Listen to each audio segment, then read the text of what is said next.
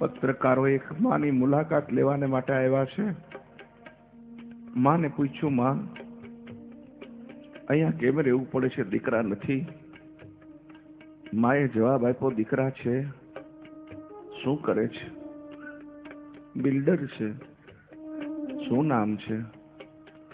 બંનેના નામ માએ આપ્યા. પત્રકારે બંને દીકરાઓના નામ છાપાની અંદર છાપી નાખ્યા. બીજા દિવસે મોટા અક્ષરે બંને દીકરાઓના નામ છાપામાં આવ્યા.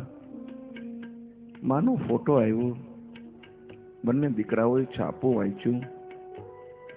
બંને દીકરાઓનો ઈગો હર્ટ થયો. બંને એકબીજાને ફોન કર્યો. બંને દીકરાઓ ગાડી લઈને વૃદ્ધાશ્રમમાં આવ્યા. ટ્રસ્ટીઓને પ્રાર્થના કરી, અમને અમારી માં પાછી આપી દો. અમે અમારી માની સેવા કરશું. અમારી ભૂલ થઈ ગઈ. ટ્રસ્ટીઓ રાજી થયા. દીકરાના હૃદયના પરિવર્તન થયા. દીકરાઓ માને લેવા આવ્યા. માં રાજી થઈ. દીકરાની સાથે જવા માટે હોંશે હોંશે એમાં ગાડીમાં બેઠી. પણ ગાડી લઈને દીકરાઓ માને બંગલા ઉપર લાવ્યા. બંગલા ઉપર આવતાની સાથે દીકરાએ પાટલો દરવાજો ખોલી 84 વર્ષની વૃદ્ધ માને બાવડાથી પકડી ધક્કો મારી દિવાલની સાથે પછાડી. માના કપાળની માલિકોથી લોહી નીકળ્યું. બા પછડાઈને જમીન પર પડી. બંને દીકરાઓએ હાથની અંદર લાકડી લીધી. બંને ગણેલા દીકરાઓ માના ઉપર લાકડીનો પ્રહાર કરવા માંડી ગયા. એક દીકરો માના પગ ઉપર લાકડી મારે છે. એક દીકરો માની પીઠ ઉપર લાકડી મારે છે. 84 વર્ષની વૃદ્ધ માંથી સહન થતું નથી.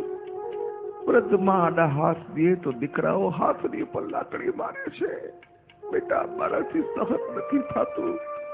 મને મારો માં. અરે મને શું કામ મારો છો? મારી શું ભૂલ થઈ ગઈ? હે મને પાછી મૂકી જાઓ. હે બેટા, હે ભાઈ, હે રવા દ્યો. હે મને મારો માં. હે ભાઈ, હે રવા દ્યો ને. બહુ લાગે છે મને મારો માં. ભાઈ, મારી બહુ ભૂલ થઈ. ભાઈ, હું માફી માંગુ. હું ભાઈ પાછી વહી જાય. હે મને પાછી મોકલી દો. વ્રત માં નીકાળી ચીસો. બંને દીકરામાંથી એક પણ દીકરાના હૃદયને અસર ન કરી.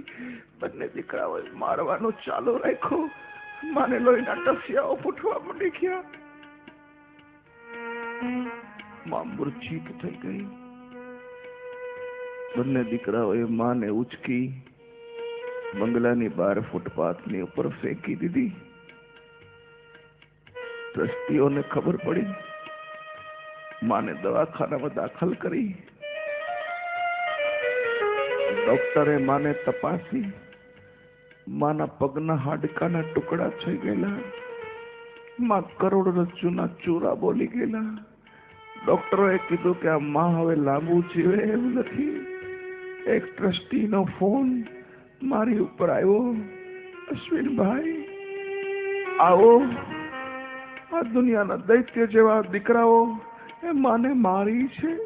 સમાજની અંદર તમે આનો પણ દાખલો દેશો કે આના કરતા વાંધિયા સારા આવા દીકરા હોય એના કરતા. હું હોસ્પિટલ ગયો એટલા માટે ગયો કે વૃદ્ધાશ્રમ મારા ઘરની બાજુમાં છે. એ વૃદ્ધાશ્રમમાં અવારનવાર જતો. મારા ખોળામાં માથું રાખીને સૂતો. એ મારી પણ એક માં હતી. આ દુનિયાના તમામ વૃદ્ધાશ્રમોની અંદર જેટલા મા બાપ રહે છે, દીકરાથી જે તર છોડાયેલા છે, એ તમામ મા બાપોનો એક દીકરો બનવાનો મેં દોસ્તો પ્રયાસ કર્યો છે. દોડીને હોસ્પિટલ ગયો.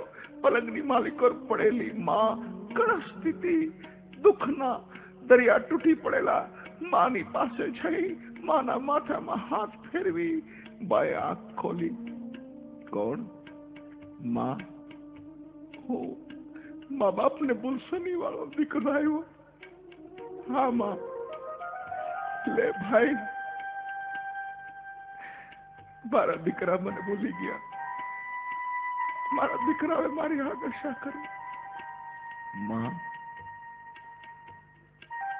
એક વાત કહું, હા, અમે તારા દીકરા છે માં, શું કામ અમને છોડીને ગઈ? માં શું રે, મને એમ થયું કે મારા દીકરાઓ જો મને રાખતા હોય તો મારી પાટલી જિંદગી મારા ઘરની માલિકોથી મારીને નામે નીકળે. લેણું નહીં ભાઈ. ઠીક છે માં, એક વાત કહું, હા, તારી કઈ ઈચ્છા હોય ને તો કે માં, હું તારો દીકરો છું, તારી ઈચ્છાને પૂરી કરીશ માં. એ ભાઈ, મારી ઈચ્છા પૂરી કરીશ? હા માં, બોલ માં, બોલ, તારી શું ઈચ્છા છે માં? હા ભાઈ, ખરેખર પૂરી કરીશ? હા માં, હા કરીશ માં, બોલ. લે બેટા, એક ઈચ્છા છે આ ડોશીની, તેડું ઉપરવાળાનું આવી ગયું છે, જાવું છે, મનમાં એક ઈચ્છા ન રહી છે એટલે તને કહું છું. શું માં? હા, આંખ મારી બંધ થાય ને, હે બેટા? હા માં, ઈ પેલા ઈ મારા બે દીકરાને મને બોલાવી દે ને, મારી બેયના મોઢા જોવા છે, એને એને જોતી જોતી મારી આંખ વિચારે, એના દુનિયા છોડીને વહી જાઉં. આ સિવાય મારે તારી પાસેથી કાંઈ નથી જોતું. જે દીકરાએ મને લાકડીઓથી મારી છે, મૃત્યુના દરવાજા બતાવી દીધા છે, એ મરતી વખતે માં પોતાના બંને દીકરાઓના મોઢા જોવાને માટે ઈચ્છે છે. મારા ભાઈ, આ માં છે જે ગુનાઓ પરમાત્મા પણ માફ ન કરે, એ ગુનાઓ આપણી માં આપણા માફ કરે છે, એટલું યાદ રાખજો. માં ભગવાનથી એક ડગલું આગળ છે, એટલું યાદ રાખજો. ભગવાન નહીં ભજો તો ચાલશે, પણ માને ભજજો, માને ભજજો.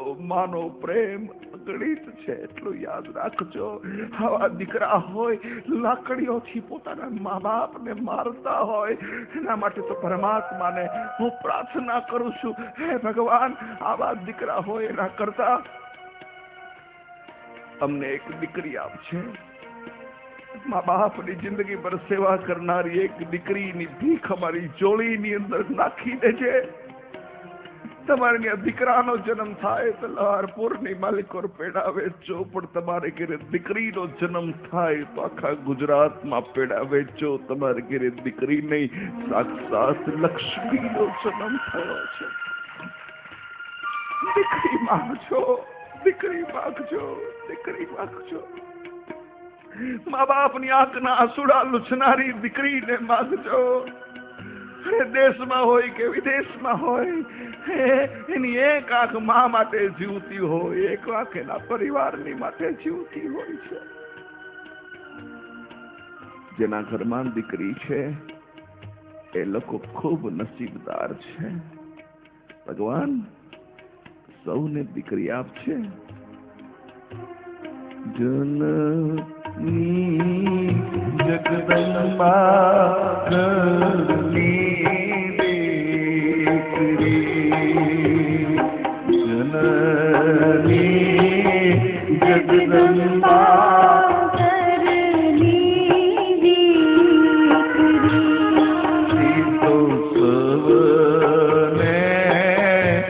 લડાવે જોને લાડ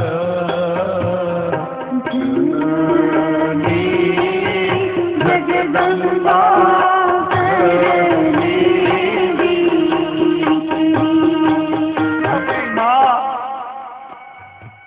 આપણી માનું મૃત્યુ થઈ જાય ને પછી જો આપણી કોઈ માં હોય ને તો એ આપણી દીકરી છે, એટલું યાદ રાખજો. પપ્પા, પપ્પા આમ નહીં કરવાનું. પપ્પા, પપ્પા ગુસ્સો નહીં કરવાનો, ના પાડી દે. પપ્પા હું તમને નહીં ખાવા દઉં, ના પાડી દે. પપ્પા તમને ખબર છે ને તમને નડે છે. પપ્પા હું તમને નહીં ખાવા દઉં, હું નહીં આપું જાઉં. શું કરીને શું આપણી માં જાણે આપણને ગુસ્સો કરતી હોય ને આપણને એવું લાગ્યું ભાઈ આપણી માં પાછી આવી ગઈ. અને દુનિયાનો ગમે એવો બાપ હોય તો પોતાની દીકરી ની હવે કાંઈ નહીં બોલે, એટલું યાદ રાખજો. દીકરી માગજો.